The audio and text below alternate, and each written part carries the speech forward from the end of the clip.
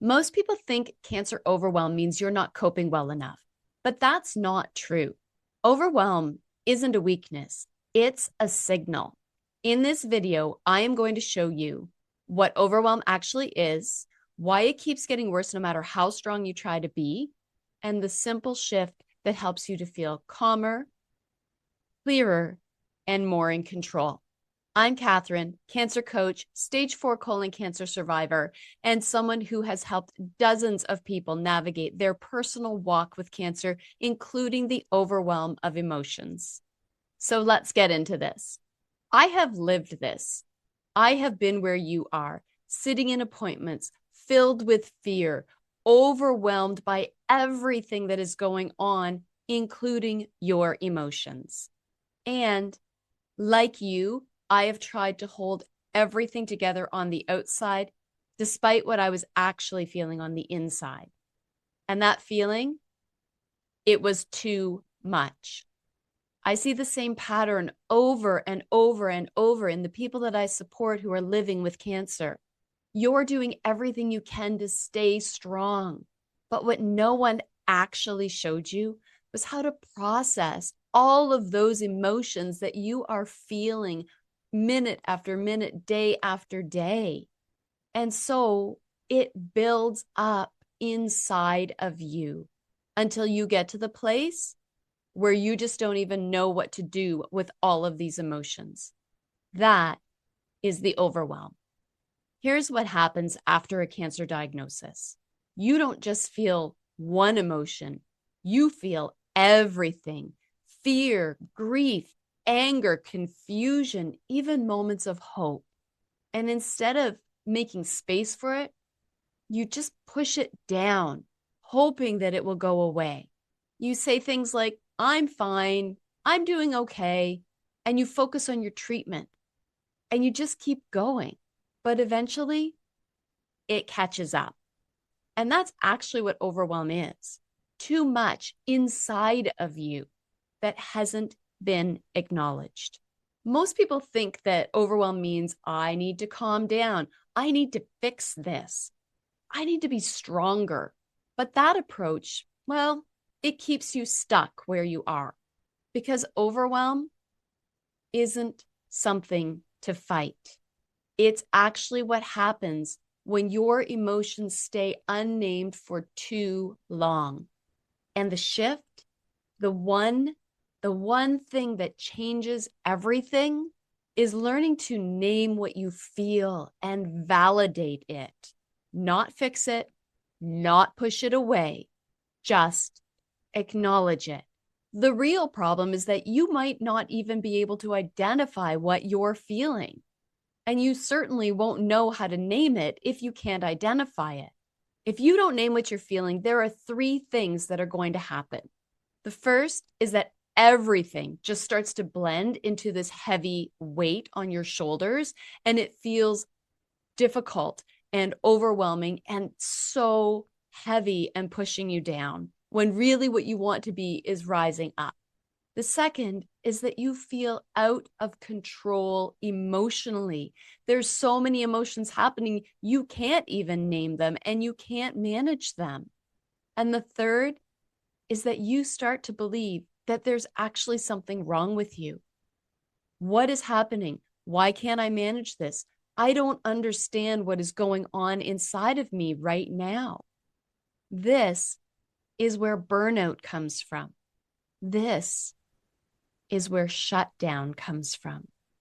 Not because you're too emotional, but because you don't have clarity around what's actually sitting inside of you and what you are actually feeling.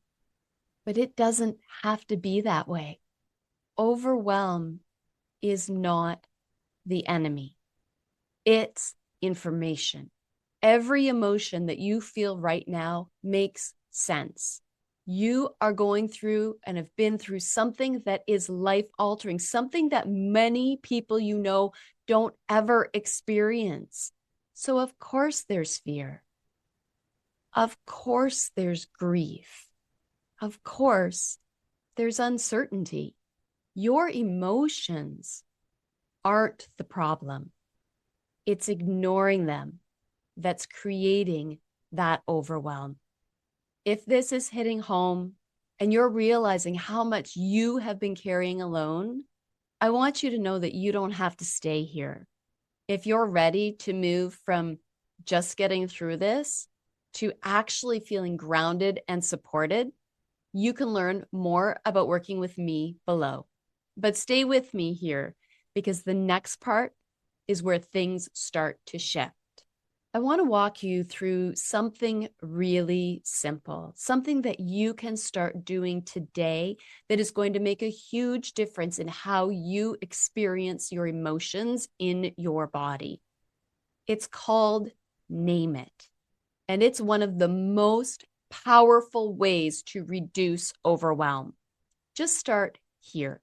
Find somewhere comfortable to sit and just take a slow breath and say to yourself, whatever is here in me is allowed to be here. Then ask, what emotions are closest to the surface right now? Don't filter, just notice.